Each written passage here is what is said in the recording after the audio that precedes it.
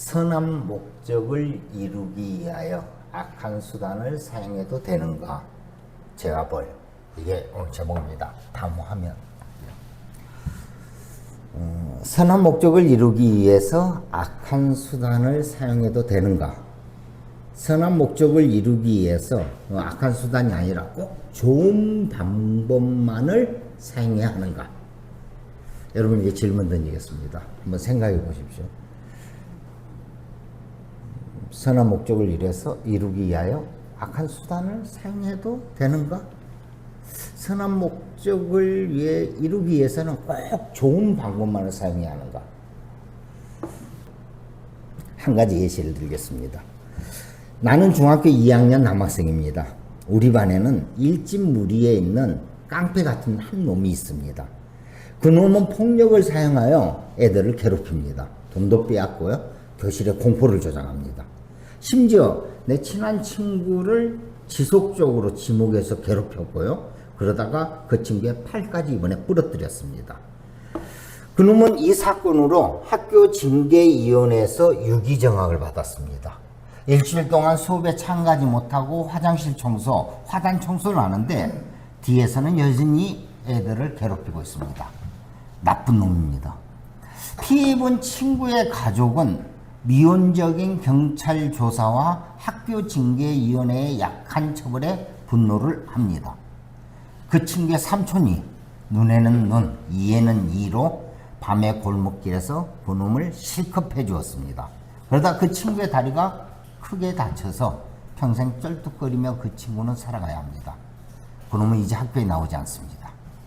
나는 속이 시원했습니다. 정의가 실현되었거든요. 그놈은 더 이상 피해자를 만들어내지 않습니다. 이제 우리 반에 평화가 찾아왔습니다.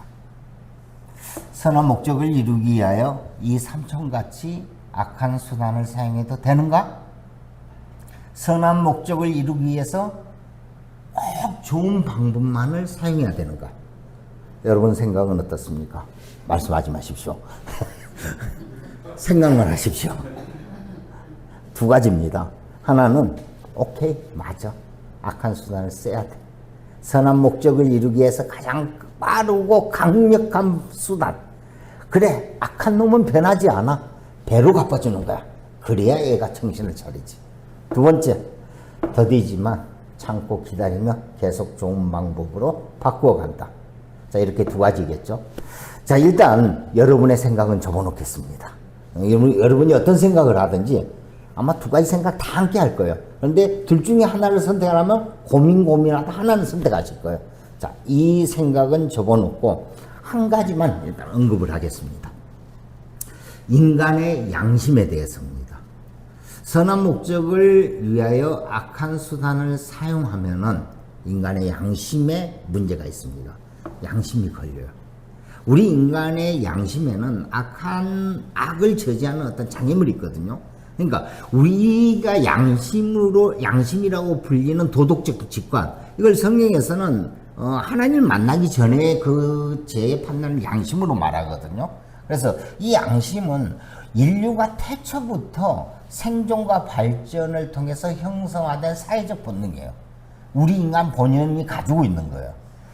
자, 그것이 설사 선한 목적이라도 내가 악한 폭력을 사용하고 살인을 저지르면 양심의 가책이 있습니다. 이것은 인간 누구나 그렇다는 거죠. 그 죄로 인해서 힘들어하고 마음의 짐이 계속 남아 있습니다. 인간이라면 이 정신적 고통을 가질 수밖에 없다는 전제를 여러분에게 먼저 드리겠습니다. 지금 이 문제를 심각하게 고민한 한 사람의 이야기를 보겠습니다. 죄와 벌입니다. 표도르 도스토옙스키, 1867년 러시아 작가죠. 자, 고전 중에 고전으로 뽑히는 죄와 벌이라는 작품입니다. 여기 최소한 절반 이상은 다 읽으셨을 줄 믿습니다. 이 청소년 추천도서 1번에 들어가거든요. 자, 이 책은 최 사장이라는 분 아시죠? 지적 대화를 위한 넓고 얇은 지식에서 이런 시리즈로 유명한 우리나라 베스트셀러 작가입니다. 이분의 대표작이 11계단인데, 그러니까 11계단에서 책들을 쭉 소개해요. 그 첫 번째 소개된 책이 지하벌입니다. 우리나라 사람이면 아니면 적어도 책을 읽는 사람은 무조건 봐야 될 첫 번째 책, 제아벌. 거꾸로 읽는 세계사 유시민 작가도 청춘의 독서에서 이 책을 첫 번째 책으로 꼽습니다. 제아벌. 이건 꼭 읽어야 돼. 첫 번째 책이야. 자, 그러니까 책 좀 읽었다는 사람들이 첫손에 꼽는 책이 도스토옙스키의 제아벌입니다. 자, 고전 중에 최고의 고전으로 볼 수 있습니다. 자, 이 책이 이낙 유명한 고전이다 보니까 여러 가지 이제 어떤 그 감상문이라든지 아니면 많은 분들이 막 이런저런 평을 해놓은 게 있었는데, 사실 이 책은 기독교 신앙으로 보아야 제대로 보입니다. 기독교 신앙이 없는 상태에서 보면은 그냥 분석밖에 안 돼요. 근데 기독교 신앙으로 보면은 들어갈 수 있습니다. 자, 들어보시면 좀 무슨 말인지 이해가 될 겁니다. 자, 이제부터 줄거리를 하겠습니다. 주인공은 청년입니다. 아직 아닙니다. 자, 줄거리 말씀드릴게요. 주인공은 법과 대학에서 법률을 공부하는 대학생 라스코니코프입니다. 러시아라 이름이 좀 어려워요. 자, 라스코니코프인데요. 그는 가난한 대학생으로 방세도 밀린 상태입니다. 그런데 이 친구는요, 참 선해요. 착해요. 자기가 어려운 상황이에요. 막 방세도 못 내고 막 이런 상황인데도 주위에 어려운 사람이 있으면 도와줘요. 심지어는 자기 돈까지 털어서 막 도와주거든요. 참 착하고 선한 친구입니다. 위험한 상황에서도 막 쫓아가서 남을 도와주기도 해요. 그리고 빈부격차가 당시 심한 그 러시아 사회에 대해서 어떻게 하면 이게 조금 더 나아갈 수 있는 좋은 방법이 없을까도 고민을 해요. 그러니까 우리가 알고 있는 청년 중에서 사회 개혁이나 발전에 대해서도 애쓰고 또 선한 마음으로 살아가고 나는 힘들고 어려울지라도 남을 도울 줄 아는 이런 청년입니다. 그런데 이 청년이 그 마을의 고리대금업자인 노파를 살해하기로 마음먹습니다. 왜냐면요, 그 노파는 정말 악독한 노파거든요. 주위에 그동안 보니까 어려운 사람들의 피를 빨아먹는 거예요. 그러니까 저 위에 있는 나쁜 놈이 뭔가를 지배해서 이렇게 빨아먹는 게 아니고 같이 있는데, 같이 힘든 이런 상황인데, 이 고리대금업자 노파는 정말 자기의 이득을 철저히 취하면서 주위에 그 힘든 사람들의 피를 빨아먹는 아주 사회의 악인 거예요. 그래서 이 청년 라스코니코프는 그 사회의 악을 제거하기로 마음을 먹습니다. 자, 이 바탕에는 자신만의 독특한 초인 사상이 자리를 잡는데요. 그는 인간을 평범한 사람과 비범한 사람으로 나눕니다. 평범한 사람은 기존의 도덕과 법률을 따를 의무가 있지만은 비범한 사람, 그러니까 선택받은 비범한 사람, 법률을 무시해도 좋은 권리가 있다고 생각합니다. 이런 사람이 혁명을 일으키고 이런 사람이 사회를 개혁해 나간다고 생각한 거죠. 그 대표적인 애가 나폴레옹입니다.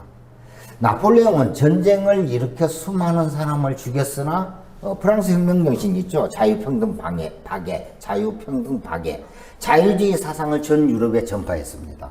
결국 유럽의 절대 왕정이 무너졌죠. 이 나폴레옹의 전쟁을 통해서. 그래서 현대 민주주의 국가의 기반이 그때 형성이 됐습니다. 그러니까는 나폴레옹으로 인해서 유럽이 민주화가 된 거예요. 사람들은 나폴레옹을 영웅 대접하며 칭송하고 있습니다. 나폴레옹이 비록 악한 수단, 전쟁과 살인을 사용했지만 선한 목적으로 사용했기에 정당한 것이고, 이런 비범한 자들이 있기에 세계는 발전한다고 믿었습니다. 라스코니코프는 선한 사회를 만들기 위한 목적으로 가난한 사람을 착취하며 살아가는 그 인간 기생충 같은 전당포 노파를 살해합니다. 그러니까 나폴레옹의 심취하였던 이 청년의 결과는 이 사회를 바르기 위해서는 악한 자를 없애야 된다. 전당포 노파를 살해합니다.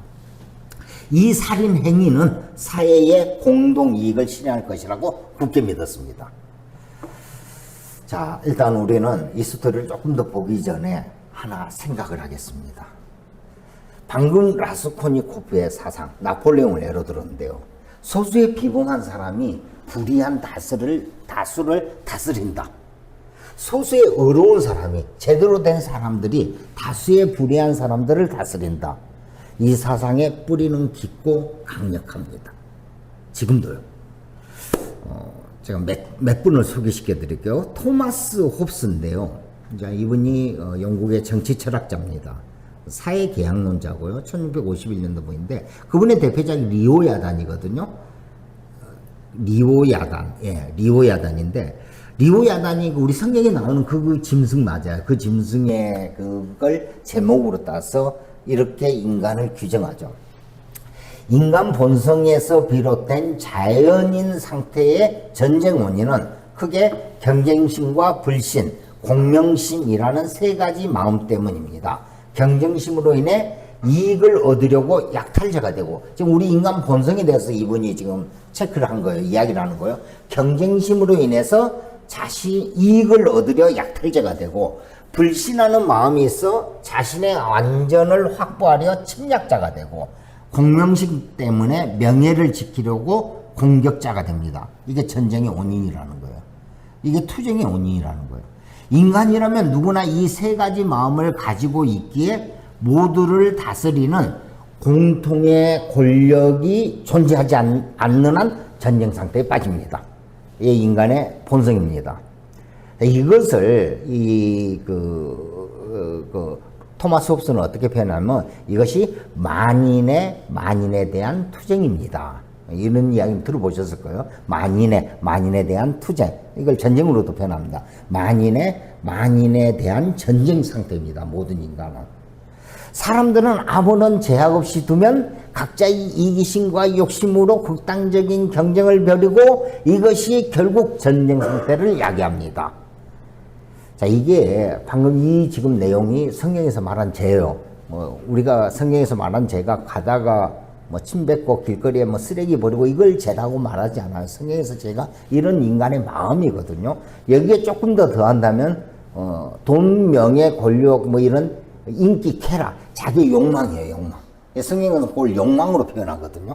욕망의 여러 가지 부분이 이것도 들어가지만은 이건 두려움에서 나온 것들이거든요. 그래서 전쟁이 일어난 거예요. 아니면 자기의 욕망이 밖으로 펼칠 때는 돈, 명예, 권력, 쾌락, 인기, 성공. 자, 이걸 성경에서는 죄라고 하는 거예요. 그래서 이제 이걸 알게 되면 내가 죄인임을 깨닫는 거죠. 자, 토마스 홉스는 사회 계약을 통해 지배자에게 권력을 이양해야 된다. 그리고 지배자는 어떤 법의 규제를 받지 않는 채 강력한 힘을 행사해야 됩니다. 이러지 않으면 사회는 대혼란, 자연 상태로 돌아갈 수밖에 없습니다. 라고 주장을 합니다. 자, 이게 토마스 홉스의 주장이고요. 공리주의자 아시죠? 공리주의자, 최대 다수의 최대 행복이라는 그 공리주의자들. 제러미 벤남도 악한 수단을 사용해서라도 사회 전체 행복을 증진시킬 수 있다면 그 악한 수단은 정당화된다고 주장을 했습니다. 마키아벨리, 토마스 홉스, 제러미 벤담, 존 스튜어트 밀 등 많은 사상가들이 선한 목적을 위하여 때로는 악한 수단을 사용할 수 있다고 하였습니다. 지금도 많은 분들이 이 주장에 동의합니다. 제가 이제 어르신들 만나보면 강력한 독재자가 나타나서 그 사람이 나타나서 나쁜 놈들 다 삼천개일 때 다시 만들어서 보내고 고문하고 폭력으로 이놈들 강하게 통치해야 된다. 이래야 이 나라가 조용하다. 이런 주장하시는 분들 저 많이 봅니다. 근데 얼핏 맞는 것도 같아요. 방금 이 학자들의 주장하고 계를 같이 하죠. 자, 이거와 결은 좀 다르지만은 비슷한 주장을 한 사람도 많습니다. 토마스 멜더스, 인구론의 저자죠. 인구론 하면 우리 많이 이제 알고 있는 분이죠. 멜더스는 인구의 증가를 막기 위하여 빈곤을 정당화합니다. 그래서 빈민 구제 정책을 신랄하게 비판합니다. 빈민들이 기아와 질병으로 죽어야 그들을 그냥 방치해야 인구가 자연 조절된다. 이런 주장을 멜더스는 인구론에서 합니다. 또 사회적 질환한 자 하버트 스펜서는 적자생존을 외치는데요. 약한 자는 이 사회에서 자연 도태돼야 돼. 이게 자연의 법칙이고 그러면서 멸종되는 게 당연한 거야. 그래서 이 사회에서 약한 자는 그냥 놔둬. 그걸 왜 자꾸 적자생존에서 죽어갔는데 그걸 살리려고 애를 써 사회정책적으로 그런 정책 하지 마라고 주장을 하죠. 이게 자연의 법칙이라는 거죠. 이런 사상과 주장들이 외로 많습니다. 찾아보면요, 우리가 뭐 많이 그 최고의 명제라는 그 안들에 많이 들어있어요. 그래서 정말로 선한 목적이라면 악한 수단을 사용할 수 있다는 소수의 비범한 사람들이 역사 속에서 나타납니다. 선한 목적이라면 악한 일을 통한 인간 본연의 양심의 가책, 그 양심의 가책이 없어질 수 있다. 이건 사회 공동의 이익을 위한 거야. 내 양심이 거리낌이 없어. 이렇게 될 수 있다고 생각을 하는 거죠. 그래서 그런 사람들이 나타났습니다. 대표적으로 레닌이 이끈 볼셰비키 혁명가들이죠.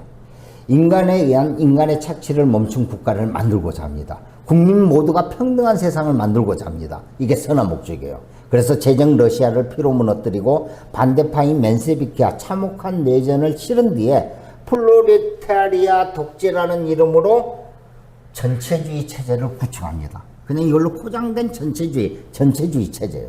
이후 스탈린은 피해 숙청으로 개인 숭배와 신격화까지 진행합니다. 이게 1950년대에 절정을 달하죠. 그래서 유럽의 절반, 중국, 북한까지 그 붉은 깃발 아래 편입이 됐습니다. 자, 그런데 우리는 2025년을 살아가죠. 이 공산주의 체제의 종말을 알고 있죠.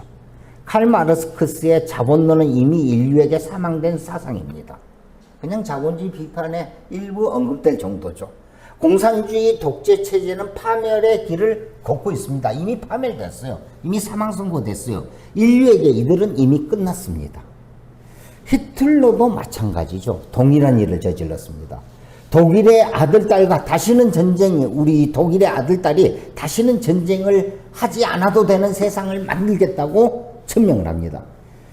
건강한 남자와 여자, 건강한 아이들, 건전한 사상의 게르만 민족의 위대한 독일 제국을 건설하자. 그래서 첫 번째로 한 게 이들이 독일 내에 건강하지 않는 자들을 없앴습니다. 자유주의자, 동성애자, 집시, 신체장애인, 정신질환자를 과학적으로, 체계적으로 싹 정리를 합니다. 그리고 그 건강한 독일인들을 모아서 세계 2차 대전을 벌이죠. 유럽을 침략하여 수많은 사람들을 죽이고 600만 명의 유대인까지 학살했습니다. 인종 손실을 한 거죠. 그런데 결국 히틀러 제국도 참혹한 패전으로 종말을 맞이했습니다. 스탈린과 히틀러 같은 비범한 사람들이 인류를 구원하려는 선한 목적에 입각하여 모든 종류의 폭력, 악한 수단을 사용했습니다. 양심상 거리낌 없이 사용했는데 그 결과는 어떻게 됐죠? 실패였습니다. 그래서 우리는 이렇게 결론을 내릴 수 있습니다. 비범한 사람들이 선한 목적을 위하여 악한 수단을 사용하였으나 그들은 그 어떤 선한 목적도 이루지 못했다. 이것은 역사가 보여준 현실입니다. 히틀러와 스탈린 같은 소수의 비범한 사람들이 다스리는 전체주의, 그 전체주의는 이미 막을 내렸습니다. 그리고 지금 현재는 이렇게 바뀌었죠. 다수의 비범하지 않는 사람들, 그러니까 평범한 사람들, 건강하지 않고 신체 장애도 좀 있고 좀 어딘가 어리숙한 그 평범한 사람들, 아까 본 토마스 홉스의 표현대로 보면 불의의 수많은 사람들, 의로운 소수의 비범한 사람이 아니라 그 건강하지 않고 건전하지 않는 그 수많은 사람들이 동등한 인권과 동등한 참정권을 가지고 대표를 뽑아서 결정권을 제한적으로 이임하는 민주주의 체계가 그 자리를 대신했습니다. 지금 현재 전 세계의 민주주의 국가들의 모습이죠. 세계 역사는 소수의 비범한 사람이 전체주의로 인류에 군림하는 게 아니라, 그렇게 해서 이 인간을 구원하는 게 아니라 다수의 평범한 사람들이 민주주의를 스스로 자신을 구원한다는 것을 입증했습니다. 우리나라도 역사적으로 이런 사건들이 많이 있었죠. 결국은 깨어있는 시민, 의식 있는 시민들의 집단지성, 이 집단지성이 계속 이 나라를 이끌어왔고요. 또 앞으로도 더 좋은 방향으로 이끌어갈 것임을 믿습니다. 자, 자, 갈라디아서 6장 7절이죠. 스스로 속이지 말라. 하나님은 만홀히 여김을 받지 아니하시나니 사람이 무엇으로 심든지 그대로 거두리라. 아멘. 성경에 원리는 심플합니다. 심는 대로 거두리라. 콩 심은 데 콩 나고 팥 심은 데 팥 납니다. 여러분 인생에 행복을 심으면요 행복이 납니다. 불행을 심잖아요. 불행이 납니다. 선을 심으면 선이 나고 악을 심으면 악이 납니다. 마태복음 7장 16절도 보겠습니다. 그들의 열매로 그들을 알지니 가시나무에서 포도를 또는 엉겅퀴에서 무화과를 따겠느냐. 아멘. 목적이 선하더라도 악한 행위는 악한 결과를 낳을 뿐입니다. 가시나무에는 가시가, 엉겅퀴에는 엉겅퀴만 있을 뿐입니다. 그러나 선한 행위는 선한 결과를 낳죠. 포도나무에서 포도를, 무화과나무에서 무화과를 땁니다. 성경의 원리는 아주 심플합니다. 아무리 선한 목적이라 하더라도 네가 악한 행위로 그걸 이루니 그러면 그 악한 행위는 악한 결과만 낳아. 결국 선한 목적은 선한 방법으로만 이룰 수 있습니다. 이게 성경과 역사가 우리에게 보이는 현실이죠. 선한 목적을 이루기 위해서 악한 수단을 사용해서는 안 됩니다. 오직 선한 방법으로만 가능합니다. 그리고 하나님은 아까 주장했던 그런 사회학자들, 그러니까 적자생존 질서를 하나님 아주 폐역하게 생각하세요.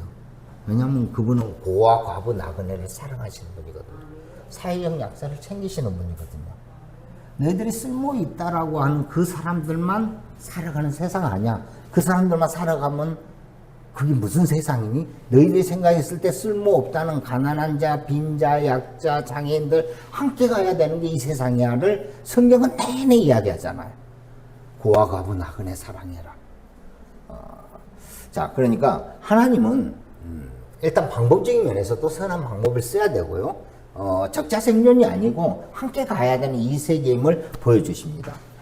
자, 이제 다시 지하벌의 주인공 라스콜니코프에게 돌아가겠습니다. 라스콜니코프는 전당포 노파를 살해합니다. 사회 공동의 이익을 위한 살인이니까 괜찮을 줄 알았어요. 그런데 이 살인 행위로 인해서 그는 양심의 가책을 받습니다. 양심이 괜찮을 줄 알았어요. 이건 대의를 위한 거니까. 그런데 양심의 가책으로 죄의식에 사로잡힙니다. 죄의식 때문에 괴로워하는 비참한 자신을 발견합니다. 결국 그 죄의식의 무게를 견딜 수 없이 괴롭고 힘들었던 라스콜니코프는 그 옆에 이제 우연히 도와주게 되면서 그 아버지의 죽음을 본인이 있는 사비를 다 털어서 막 장례식을 치러주거든요. 뭐 이런 그런 사건이 있었는데 그 딸이 있었는데 그런데 그 딸이 보니까 자기를 희생하면서 살아가는 그런 소녀였던 거예요. 이 매춘부 생활하면서 가족을 먹여 살렸다. 이 소녀를 찾아가서 죄를 고백합니다. 소녀의 권유로 그는 경찰서에 가서 자수를 합니다. 다행히 이제 초범이고 또 자수했고 돈을 훔치지 않았고 여러 가지 정황이 이렇게 좀 긍정적으로 작용해서 재판에서 8년형을 언도받습니다. 라스콜니코프, 러시아 말이 참 어려워요. 라스콜니코프는 시베리아 유영지로 떠납니다. 이제 시베리아 감옥에서 이제 감옥 생활을 하는 거죠. 4년이 지난 감옥 생활에도 그는 아직 마음으로는 죄 속에 빠져 있습니다. 여전히 죄 속에 힘들어하고 있습니다. 분명히 자신의 죄에 대해서 고백도 했고요. 잘못하면 인정했고요. 그 죄값으로 감옥에서 지금 감옥살이를 하고 있는데 매일매일이 너무나 힘들고 괴로운 거예요. 이게 양심의 문제거든요. 결국 정신병자 수준까지 갑니다. 그를 사랑하는 소녀가 유영지까지 따라옵니다. 시베리아까지 떠나요. 소녀의 헌신적인 사랑과 기도가 라스콜니코프를 점차 바뀌게 합니다. 소설의 핵심은 사랑입니다. 사랑이 빠지면 재미가 없거든요. 이 소녀가 따라왔어야 돼요. 자, 그러던 어느 날 라스콜니코프는 감옥에서 꿈을 꿉니다. 아시아에서 전염병이 발생해요. 이 전염병이 유럽 전역을 휩습니다. 사람들이 전염병에 걸리고요. 이성을 잃고 광기가 휩싸여 서로에게 증오와 폭력을 퍼붓습니다. 그냥 칼부림 전쟁이에요. 그냥 미친 상태예요. 이 전염병은 자신의 생각만이 옳다라는 병입니다. 전부 그냥 다 각자 자기 자신의 신념, 자기 자신의 가치, 자기 자신의 생각만이 옳다는 병이에요. 이게 전염병이에요. 이 병이 유럽 전역을 휩쓸면서 사회는 폭력과 죽음만이 넘칩니다. 라스콜니코프는 이 꿈을 통해서 자신의 사상이 얼마나 오류인가를 절실하게 깨닫습니다. 죄에 대한 절실한 회개가 일어난 것이죠. 그리고 찾아온 소녀에게 어린아이처럼 안기며 성경을 읽어달라고 부탁합니다. 그게 요한복음 11장입니다. 요한복음 11장 몇 구절 한번 보겠습니다. 요한복음 11장 17절입니다. 예수께서 와서 보시니 나사로가 무덤에 있는지 이미 나으리라. 네, 자 계속 보여주실래요? 예수께서 이르시되 나는 부활이요 생명이니 나를 믿는 자는 죽어도 살겠고 무릇 살아서 나를 믿는 자는 영원히 죽지 아니하리니 이것을 내가 믿느냐. 이르되 주여 그러하여다. 주는 그리스도시요 세상에 오시는 하나님의 아들이신 줄 내가 믿나이다. 네, 자 35절. 예수께서 눈물을 흘리시더라. 아멘. 41에서 44절까지. 돌을 옮겨 놓으니 예수께서 눈을 들어 우러러 보시고 이르시되 아버지여 내 말을 들으신 것을 감사하나이다. 항상 내 말을 들으시는 줄을 내가 알았나이다. 그러나 이 말씀을 하온 것은 둘러서 무리를 위함이니 곧 아버지께서 나를 보내신 것을 그들로 믿게 하려 함이니이다. 이 말씀을 하시고 큰 소리로 나사로야 나오라 부르시니 죽은 자가 수족을 베게 그 얼굴은 수건에 쌓였더라. 예수께서 이르시되 풀어놓아 다니게 하라 하시니라. 아멘. 예수님이 6월절이 다가오자 자신의 죽음이 임박하심을 아셨죠. 그래서 갈릴리에서 예루살렘으로 이동합니다. 예루살렘에 다 도착했을 때 예루살렘 동쪽 3km 지점인 베다니 마을이거든요. 바로 가까워요. 자, 그 베다니에는 나사로와 마르다, 마리아, 삼남매가 삽니다. 성경에는 나사로가 예수님의 친구라고 기록됐고요. 또 사랑받는 자로 기록되어 있습니다. 그러니까 아주 가까운 사이예요. 예수님이 이 베다니 마을에 도착합니다. 나사로는 이미 죽은 지 장사됐든지, 그러니까 죽어 장사된 지 나흘째였습니다. 자, 무덤의 돌문은 굳게 닫혀 있고 시체는 천으로 두껍게 둘러져 있습니다. 몸에는 썩은 냄새가 납니다. 술 피우는 누이 마르다를 향해 예수님은 자신이 어떤 분인지를 드러냅니다. 나는 부활이요 생명이니 나를 믿는 사람은 죽어도 살고 살아서 나를 믿는 자는 영원히 죽지 않을 것이다. 내가 이것을 믿느냐? 마르다가 아멘 합니다. 믿습니다. 나는 부활이고 나는 생명이다. 이제 에고에임인데요. 에고에임인데 이게 어디서 온 거냐면 출애굽기의 그 광야에서 떨기나무 앞에 나타나 현현하신 하나님 만나는 모세에서 모세가 하나님 이름을 물어보죠. 그러니까 하나님이 자신의 이름을 대답하는데 이게 나는 스스로 있는 자니라. 나는 스스로 있는 자, 스스로 존재임을 가리키거든요. 그러니까 이 이름과 동일한 표현으로 헬라어 에고에임이 나는 뭐뭐시다가 이제 요한복음에 지속적으로 등장합니다. 자, 나사로의 무덤 앞에 서신 예수님은 좀처럼 보이지 않던 눈물까지 흘리십니다. 그리고 예수님은 먼저 동굴에 그 무덤, 동굴 무덤에 돌문을 옮겨 놓으라고 하고 명령하신데 큰 소리로 외칩니다. 나사로야 나오너라. 나사로야 나오너라. 이때 어두컴컴한 무덤에서 그 죽음에서 손발은 천으로 감겨있고 얼굴은 수건으로 그 동염에 있는 그 죽었던 나사로가 무덤 밖으로 나옵니다. 예수님은 그를 죄와 사망의 그 올가맺고 있는 그 죽음과 또 그 천을 풀어 헤치라고 명하십니다. 나사로는 죽음에서 부활합니다. 감옥에서 이 내용을 소녀가 읽어주는 거야. 라스콜니코프는 이 내용을 듣습니다. 그러면서 이 내용을 듣는데 이거 있잖아요. 나사로야 나오너라. 나사로야 나오너라. 네가 죽음 속에 있니? 그 죽음 안에 동굴 속에 있니? 그 동굴에서 나와. 나사로야 나오니라는 이 내용을 라스코보니가 듣자마자 자신의 그 삶이 있잖아요. 처참해진 삶, 지옥 같은 지금 삶, 그 죄 속에 빠져있는 삶의 그 라스코니코프가 이 말씀, 나사로에 나오너라가 자기 말로 들리는 거예요. 그러면서 그 죽음에서 라스코니코프는 부활을 합니다. 살아납니다. 로마서 6장 23절입니다. 제 삭은 사망이요 하나님의 은사는 그리스도 우리 주 안에 있는 영생입니다. 아멘. 죄에 대한 죄값은 사망이요, 죽음이요. 죄의 벌은 죽음이지만 하나님 은혜는 그리스도 예수 안에 있는 영생입니다. 죄로 말미암아서 죽어있던 라스코니코프가 나사로의 부활을 통해서 나사로에 나오라는 그 말을 통해서 그리스도 안에서 영생으로 살아납니다. 그동안 라스코니코프는 자신이 저지른 죄의 결과로 스스로 세상과 단절이 됐어요. 그 감옥 안에서 자신이 파동 무덤 안에 쏙 들어가 그 무덤 속에 갇힌 자였습니다. 그의 내면은 썩은 문드러져 있었습니다. 그런 그가 나사로의 부활 장면으로 다시 살아났습니다. 복음서에서는 예수님이 직접 나사로를 살리시죠. 그런데 이 소설에서는 죄와 벌에서는 예수님의 천사로 소냐가 그 일을 감당합니다. 소냐는 라스코니코프가 혼자 죄와 씨름하고 있거든요. 그런데 이걸 알아요. 애기치 않는 고해 성사를 통해 빛으로 드러나게 해주고요. 요한복음 11장을 통해서 두려움의 동굴에서 나올 수 있도록 문을 열어줍니다. 이게 소냐의 역할이에요. 그리고 그러자 이 청년이 살아난 거거든요. 죄의 올감에서 완전히 벗어난 거거든요. 하나님은 이 땅에 자신의 택한 자들을 살리기 위해서 하나님의 아들들을 보내는데요. 그게 예수님이고요. 매춘부 소냐가 예수님으로 나타난 거죠. 예수님을 대신한 역할을 하는 거죠. 하나님은 왜 소냐를 당신의 천사로 사용하였을까요?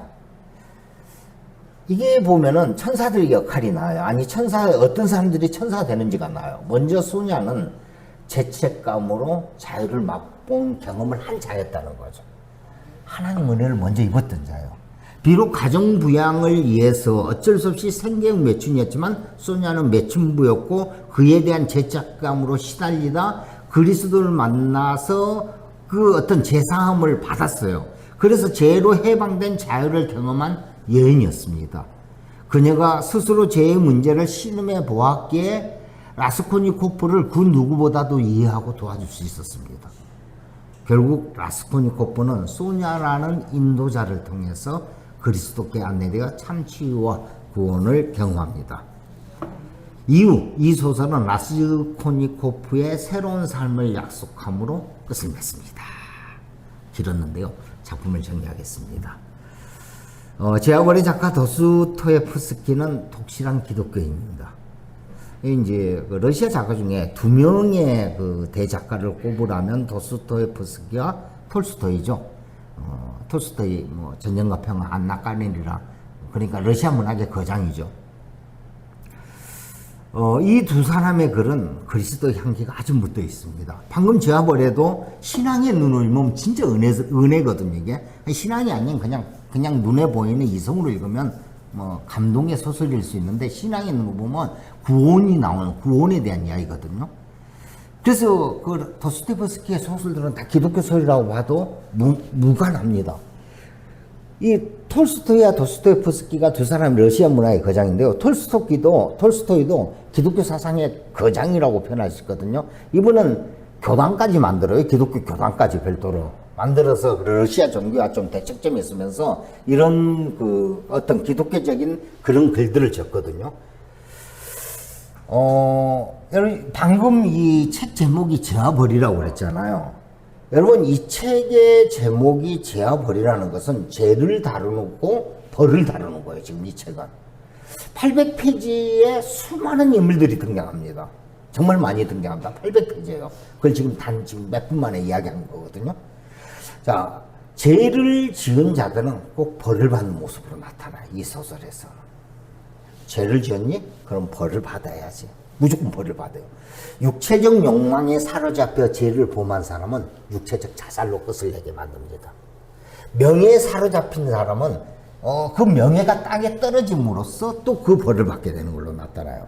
그런데 죄를 범한 뒤에 라스콜니코프처럼 진정으로 회개한 자는 구원으로 그립니다. 아주 심플해요. 죄가 있니? 그럼 벌을 받아. 그런데 죄를 지었니? 회개했니? 구원받아. 아주 이 심플한 그림으로 작가는 이 글을 진행해가고 있죠. 자, 물론 라스콜니코프는 사회계약으로 정해진 산일에 대한 형벌, 감옥살이를 합니다. 이런 제사함이 아니에요. 그게 아니라 소냐를 통한 회개와 그리스도 복음을 하여 진정한 마음의 제사함을 받는 이야기를 하는 거예요. 그러면은 이제 남은 감옥살이가 4년 남았는데요. 이 감옥살이가 속죄의 길이 되고요. 평안의 길이 됩니다. 그러니까 그 길이 그전에는 지옥의 길이었다면 이제 하나님 나라의 길이 되는 거죠. 우리 모두 그리스도가 함께하여 오늘 그 제아벌의 주인공 라스콜니코프처럼 죄를 회개하고 모든 죄에서 벗어나 평안한 삶을 사시길 축복합니다. 시간이 좀 길었는데요. 마무리하겠습니다. 마무리. 자, 선한 목적을 이루기 위해서 악한 수단을 사용해도 되는가? 결론을 말씀드립니다. 안 됩니다. 선한 목적은 오직 선한 방법으로만 이룰 수 있습니다. 성경을 보거나 인류 역사를 보거나 소수의 비범한 사람이 법 위에 군림해서 폭력으로 다수를 지배한 사람들은 결국 파멸을 맞이했습니다. 또 그런 사람들이 나타날 거예요. 그러나 그 사람들은 결국 또 파멸을 맞이할 겁니다. 목적은 선하지만 악한 수단을 사용했을 때 결국 선한 목적을 이룰 수 없습니다. 오죽 답답하면 그런 생각을 할까라고 생각합니다. 그렇지만 우리는 선한 방법을 사용해야 됩니다. 그리고 우리는 우리가 계약한 그 사회적 계약의 틀, 법이죠. 그 법 안에서 문제를 해결해야 됩니다. 자, 앞에서 학교 폭력 가해자인 중학교 2학년의 남학생 이야기로 다시 돌아가 보겠습니다. 자, 초기로 가볼게요. 자, 그 가해자를 바라보는 피해자와 그리고 학생과 피해자인 학생과 그 가족들. 자, 이때 어떻게 해야 될까요? 그때 그 삼촌은 자신의 그 방법, 자신의 수단이라 해야겠죠? 자신의 수단으로 나름대로 징벌을 했습니다. 자, 이때 어떻게 하는 게 바른 방법일까요? 하나님의 공의로, 율법으로 가해 학생은 적법한 벌을 받아야 합니다. 또 그 벌을 받습니다. 그러니까 사회 계약의 틀 안에서 죄의 경중으로 그 벌은 받습니다. 촉법 소년이라도 소년에 들어가거나 또 다른 제재를 받습니다. 당연히 그 부모는 민사상, 형사상 책임도 지고 손해배상도 해야 됩니다. 가해 학생이 정말로 자신의 잘못을 뉘우치고 회개하고 다시는 그러지 않는다면 아직 어리니까 또 우리가 인간적인 마음으로 용서할 수 있겠죠. 아마도 우리는 용서할 수 있습니다. 그런데 소년원에 들어가고 벌을 받으면서도 거짓으로 잘못을 고하고 또다시 뒤에서 다른 사람을 괴롭히고 있다면 어떻게 해야 될까요? 이게 문제예요. 이게 앞에 정말로 회개한 친구는 우리 다 용서할 수 있어요. 네. 뭐 그럴 수 있지. 그래, 한 번의 잘못 실수니까. 그런데 여전히 뒤에서 이러고 있어요. 정말 변하지 않는 게 사람이다 하면서 참 난감하죠.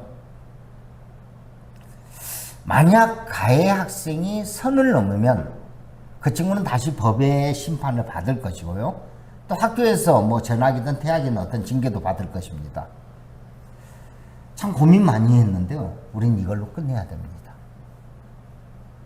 우리에게 울분과 원망이 있어서는 안 됩니다. 왜냐하면요. 우리에게는 말씀과 기도가 있잖아요. 로마서 12장 19절입니다. 내 사랑하는 자들아, 너희가 친히 원수를 갚지 말고 하나님의 진노하심에 맡기라. 기록되었으되 원수 갚는 것이 내게 있으니 내가 갚으리라고 주께서 말씀하시느니라. 아멘. 기독교인들 정말 답답해. 막 이런 생각 들 거예요. 근데 우리는 말씀대로 살아가야 되는 그리스도인들이잖아요. 하나님께 맡기십시오. 울분의 마음, 무거운 마음 내려놓으십시오. 이걸 또 이겨내기 위해서는 말씀과 기도밖에 없습니다. 왜냐하면요, 믿음이 있거든요. 저는 믿음이 있어요.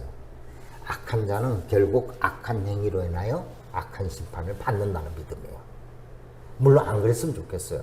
그런데 하나님은 하나님 법칙은 심는 대로 거둔 거거든요. 죄 지은 자는 무조건 벌을 받습니다. 하나님 그냥 넘어가지 않아요. 이게 하나님 공입니다. 그러니까 하나님께 맡기십시오. 오늘 이야기를 정리하면서 다윗과 사울왕이 생각이 나더라고요. 다윗은 동굴에서 잠자고 있는 사울 왕을 죽일 수가 있었어요. 엄청 핍박했거든요. 다윗 죽이려고 수많은 군사를 보내고 맨날 쫓아다니고 원수 중에 원수였어요. 그 사울을 죽일 수 있는 기회가 있었는데 옷만 살짝 베어갔습니다. 살려줬어요. 왜냐하면요, 하나님이 때가 되면 사울을 패하고 자신을 왕으로 세울 줄 믿었거든요. 이 믿음이 있으면 이게 가능합니다.